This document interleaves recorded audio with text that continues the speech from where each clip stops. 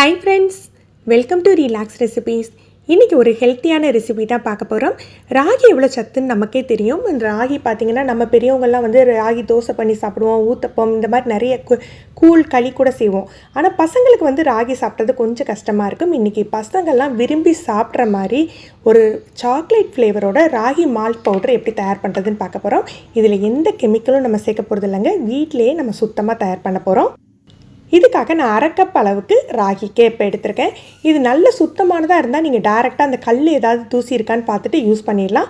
இல்லை நீங்கள் வந்து கொஞ்சம் தூசியாக இருக்கிற மாதிரி இருந்தால் கழுவிட்டு ஒரு வெள்ளை துணியில் உணர்த்தி எடுத்துக்கோங்க. பாருங்கள், நம்ம வறுக்க போகையில் இந்த கலரில் தான் இருக்குது.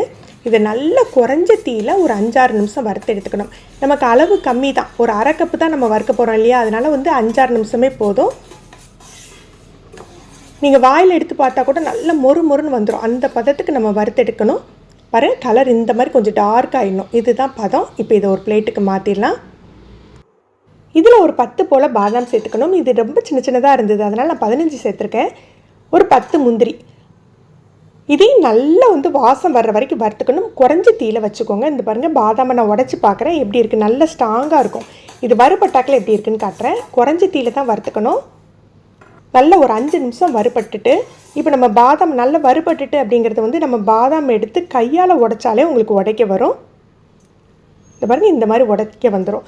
இது நான் வந்து அளவு கம்மி அப்படிங்கிறதுனால 5 நிமிஷம் தான் வறுக்கிறேன். நீங்கள் அளவு ஜாஸ்தினா அதுக்கு தகுந்தாப்பில் வறுத்துக்கோங்க. இதை நல்லா ஆற வச்சுட்டு முதல்ல இதை மிக்சியில் பவுடர் பண்ணிக்கலாம். அதுக்கப்புறம் என்னென்ன சேர்க்கலான்னு பார்க்கலாம். இதை பவுடர் பண்ணியாச்சு. இது நம்ம கேப்பை சேர்த்துருக்கிறதுனால இதை நம்ம அலசி எடுத்துக்கணும். அப்போ தான் பாலில் உங்களுக்கு நல்லா ஒன்று போல் கரைஞ்சி வரும்.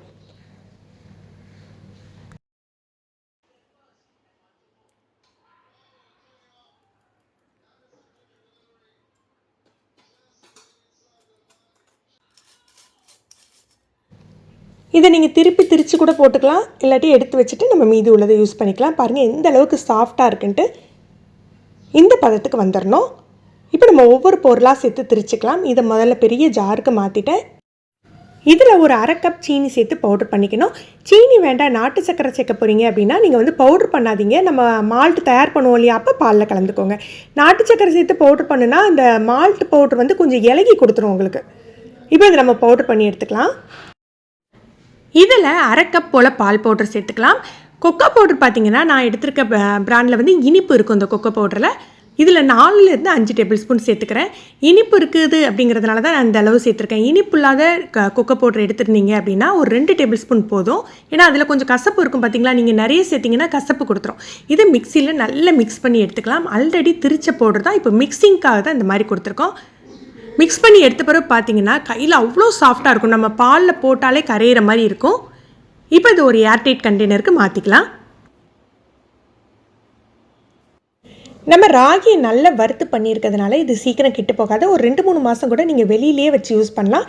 ஈர ஸ்பூன் படாமல் பார்த்துக்கோங்க.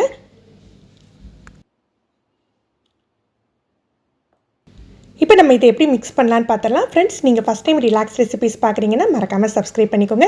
கீழே இருக்க பெல் பட்டனில் நீங்கள் ஆளுங்கிற ஆப்ஷன் செலக்ட் பண்ணி வச்சுக்கிட்டிங்கன்னா நம்ம சேனலில் வீடியோக்கள் போட்ட உடனே உங்களுக்கு நோட்டிஃபிகேஷன் கிடைக்கும்.